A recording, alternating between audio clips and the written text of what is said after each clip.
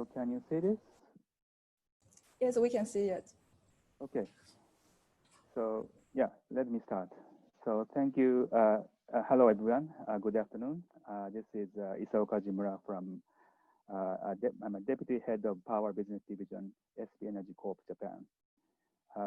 This is the first time for me to make this kind of presentation, so I feel a bit nervous. So bear me if I make any mess, but I hope this presentation will be somewhat helpful to you. So today I'll talk about the corporate PPA, framework, opportunities, and obstacles. So let me introduce SP Energy first. We are energy arm of SoftBank Group, one of the largest renewable energy developers in Japan. We have developed more than 700 megawatts renewables in Japan, currently on all FIT basis. We are actively involved in development of onshore, offshore wind, and geothermal. So out of the nearly 800 megawatts, nearly 500 megawatts are in operation, and the rest is under development. And a majority of our portfolio is solar, but we have also some onshore wind and biomass. So overseas, we have onshore wind of 50 megawatts in Mongolia, and our sister company has developed and operated 2,000 megawatts of solar in India. We also have JV with the US leading company in fuel cell business called Bloom Energy Japan. And this provides the clients redundancy and enables uninterruptible operation. It is clean generation without combustion and suitable for off-grid and microgrid. Now I'll talk about the background of demand for green energy growing. As you can see in this graph, the top motivation for renewable electricity sourcing is management of GHG emissions. And second, corporate social responsibility, or maybe ESG. And the third driver is the economics of renewable energy, because renewable energy is becoming more and more cost competitive. And demand varies depending on the industry. So here you can see the left one, materials industry, which is comprises of mining, metals, paper and pulp, or chemicals. This is the biggest consumer of electricity and the biggest consumer of renewable electricity. Followed by IT, consumer, industrials, etc. And you can see the biggest percentage of renewable consumption is done by the financial sector, percentage-wise. Here I set out several approaches to source green energy. This is how RE100 companies procure green energy. And the second row shows the yellow highlighted part, shows the corporate PPA, as I call it. And this is now 22%. And when you look at the bottom, energy attribute certificate purchase is the majority of the procurement method. But I know that corporate PPA's percentage is growing year by year. So why a corporate PPA now? As I explained, ESG and the cheap power demand. Also, it helps the customers to hedge the operation cost by fixing their power price. And also compared with other approaches like certificate purchase, corporate PPA provides the client, provides you the clear additionality. And also the customers do not care about the operation and maintenance because it will be done by the developer. So, and for developers like us, corporate PPA is a new business opportunity after a fit or incentive mechanism falls away. This shows the market of corporate PPA. As you can see, it is growing very rapidly, especially over the past few years, and mainly done in America, including US, Mexico, etc. And APAC is still a small portion, and is mainly explained by Australia and India. Southeast Asia and other parts of Asia, still the corporate PPA is in infant stage. And this shows the 4 approaches of corporate PPA, on-site and 3 off-site methods. I'll explain from the next slide. So on-site PPA, this is the very simple generator builds a plant on the on-site, mainly rooftop, and provides green power under corporate PPA and receives green tariff. And when you look at the right-hand side, electricity supplier or retailer fills the gap between the customer's consumption and renewable generation by firming contract. The next one is private wire PPA. How it is different from the first one is that here the renewable plant is located outside the site of the customer.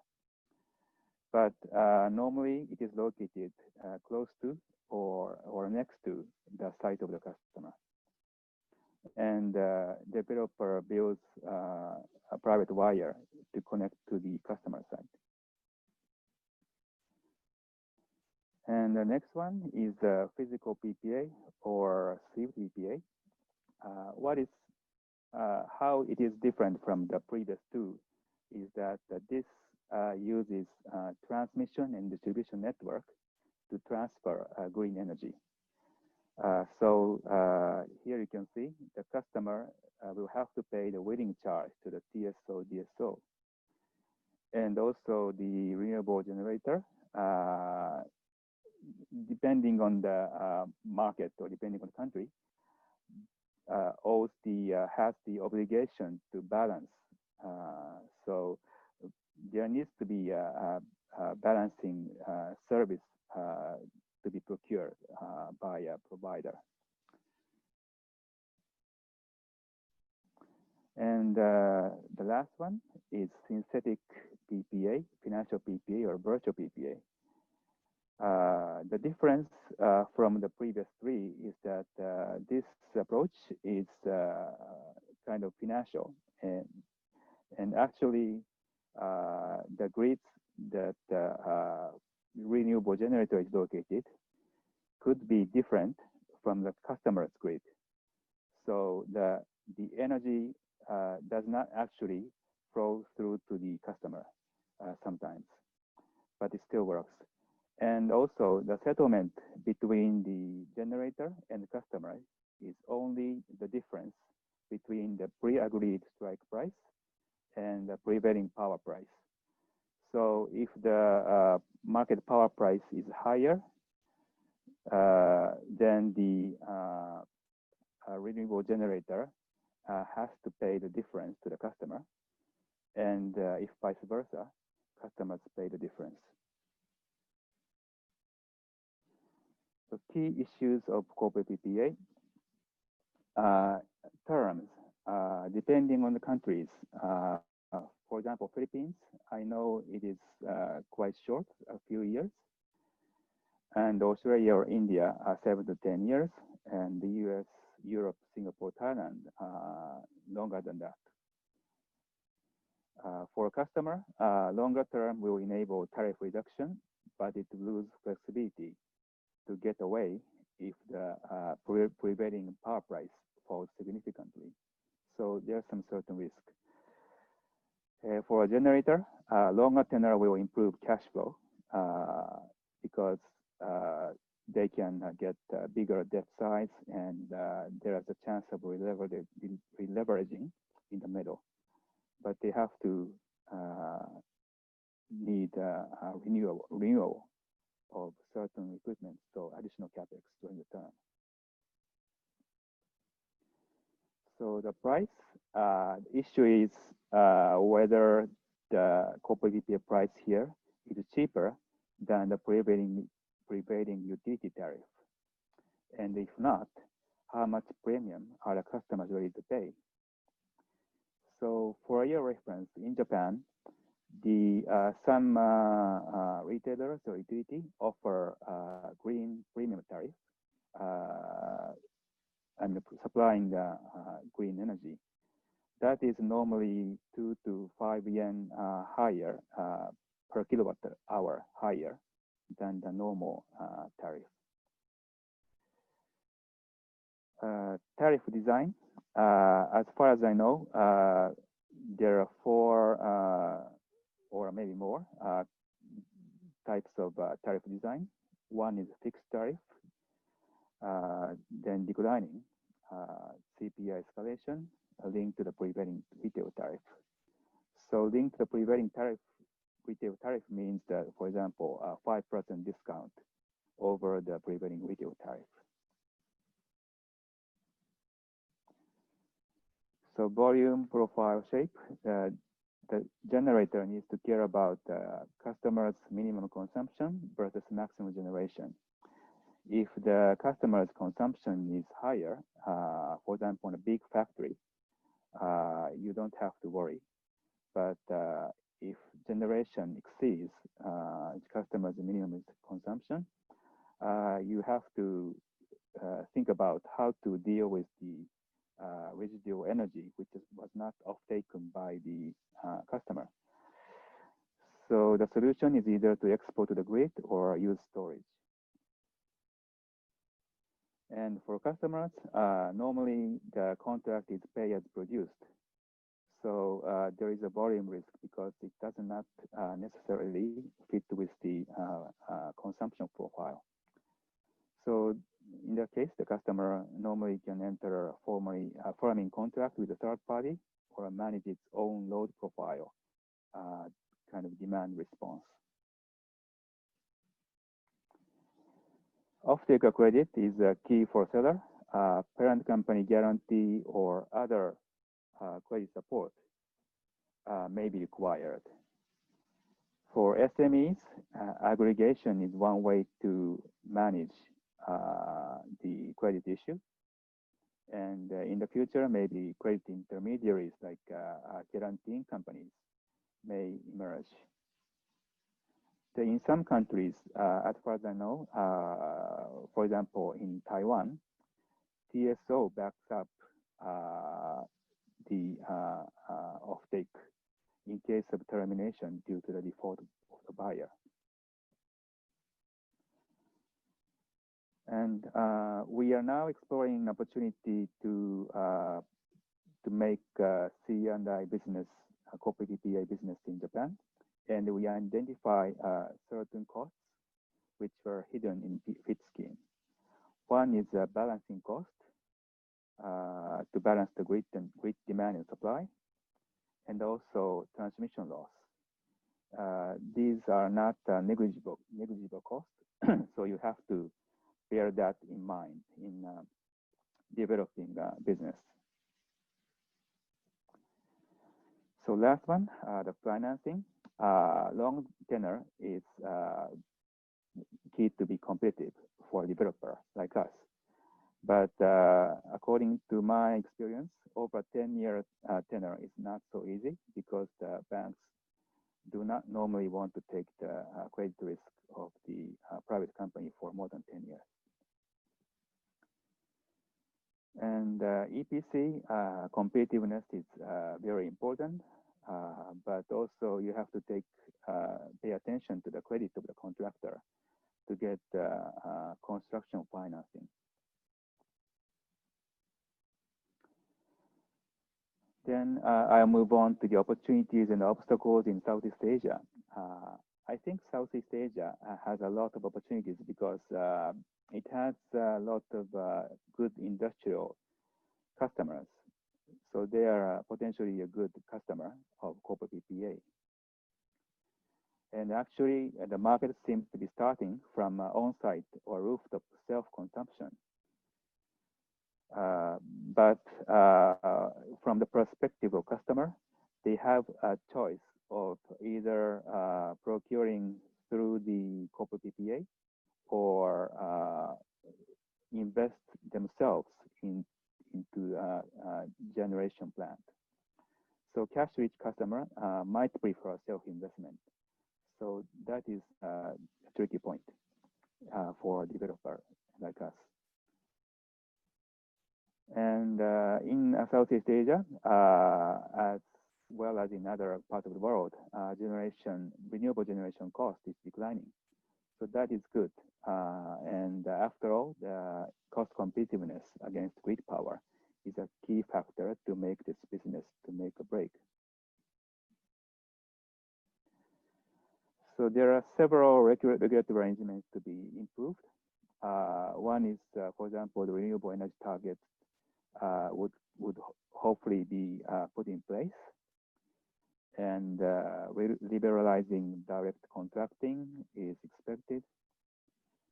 And also, especially on on-site, export residual power to the grid is sometimes critical. And also, development of power market will help develop this kind of business.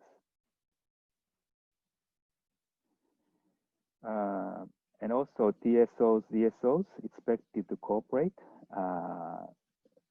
in terms of grid access. For example, by building a new network or connect and manage, we need grid access to make this business happen. And also, I know sometimes regional distribution companies do not really want to connect or tie in the renewable plant to their distribution network because they may potentially lose their sales, but their cooperation is very necessary. Also, Southeast Asia is different from the US and Europe in many aspects, so there could be different evolution, and especially local banks will need to be used to this kind of business. And as you can see in this chart, Southeast Asia has a lot of solar potential, and population is, quite big compared to other regions. But still, PV capacity is smaller than other solar countries or regions. So there is a much room to grow, I think. So lastly, I will tell you about the SB Energy's ambitions. We are now developing a C&I business in Japan, including rooftop and ground-mounted solar. And so we aim to leverage this experience in Japan to develop the similar business in other regions, particularly Asia Pacific. And we are looking for local partners to work with in Vietnam, Cambodia, Thailand, Taiwan, etc. And we can use our Japanese relationship to the potential customer and financing capability. And also, as SoftBank Group, will use our IoT capability to extract more value to the generation business. So this shows our strategy called Golden Triangle. What is the generation business, renewable generation business? And our strategy is to integrate this with BITS, which means IoT business, and also mobility business like EV or battery business. So as an example of using the IoT leverage to add more value to the generation, this is the example of ClimaCell, which is a startup that we invest. In essence, it is a technology to accurately forecast weather conditions. So this helps sophisticate the generation forecast of the each generation plant, renewable plant. So it can potentially reduce the balancing cost in the market. So this is the VPP, virtual power plant. We are participating in the pilot project in Japan. And as you may already know, we will aggregate several distributed power sources, like including solar or wind. And also we aggregate the customer side and control demand and supply of the power using IoT and battery. So this will create additional revenue stream to the renewable generation. So make this business more easily. Okay, so this is the end of my presentation. Thank you very much. Thank you very much. It's scheduled, and now I'm switching the slide to my end, also share with public. Okay, okay, so here we select some of the questions from pre-registration form. So you can, so now Mr. Kajimura-san, can you see that? Yes, yes, I can see. Okay, so maybe we can one by one. Okay, one by one. So first questions, corporate PPA market in Japan. I think Japan is still quite difficult market because I think the good news is that we have more and more RE100 companies, and more companies are more and more conscious and interested in procuring green energy. So that is the advantage, but the difficult point is that in terms of legal framework, it is not yet permitted for the generator to sell directly the power to the customer. So we have to find another way to work around that, and there's some uncertainty about that. So that is one thing, and also competition is quite severe, especially in the B2B market, because the good customer credit with a good credit tends to get a good deal with the utility. So they sometimes get a big discount over the standard tariff. So the benefit of getting corporate PPA is sometimes quite marginal in terms of money, and maybe it is not really advantageous in terms of financial. So the corporate or the customer tends to put more value in getting the green power side of things. So CSR, they have to value CSR. And the second question is that I think they did, as the solar or wind cost decline or reduce, the market will be taking up. So all three countries will be promising in the future. And especially Vietnam, I think they are putting in place the regulation or incentive to help support the corporate PPA or other kind of PPA. So that is, Vietnam is, I think, potentially a good market. And also Vietnam has a lot of industrial enterprises located. So in that respect also very good. And top three obstacles faced by Asian renewable energy generators. I think that the most important factor is that the cost comparison against the grid. So as the solar or wind price goes down, there will be more market. And also there needs to be some regulations to be adjusted, as I explained in the presentation. And also in on-site, especially export, the ability to export residual power to the grid, and also cooperation of local distribution companies are quite essential. And now it is not, sometimes it is not enough, so that could be an obstacle for now.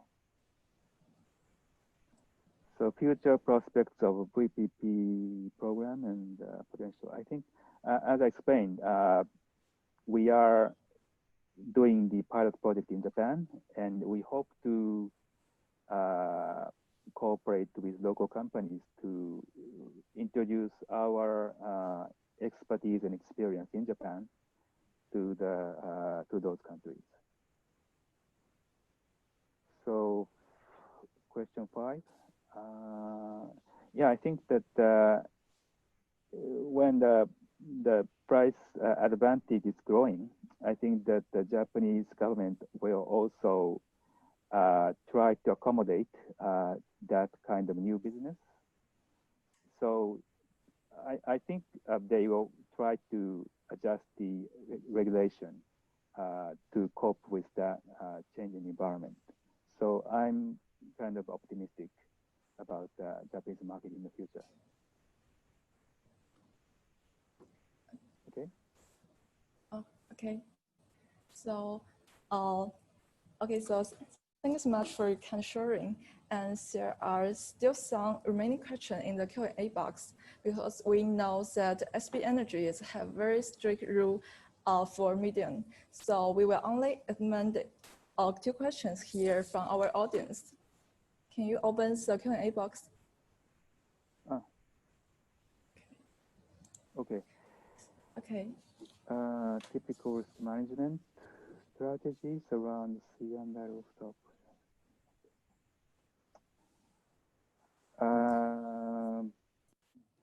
Okay, so the first question is from Oscar. Yeah. Yeah, I think that maybe it is not really, there's not really a magic, but we need to assess the credit, and if necessary, we will ask for the parent company guarantee or other credit assurance. I think that is most important risk management, especially off-taker credit risk. Understood. So the next question is Japan going to terminate FIT scheme? I think the underlying of the question will be asking the perspectives of solar plus energy storage system in the C&I facilities. And any comment on that? Yeah, I think that they have already decided to terminate. Okay. In terms of solar, they have terminated for the solar over 250 kilowatt, and I think that that they will terminate FIT for onshore wind, maybe in a few years if feed-in premium comes in. I'm not sure about offshore wind and geothermal. They may also biomass. They will stay for another several years, at least, I hope. Okay. So, okay, appreciate you can address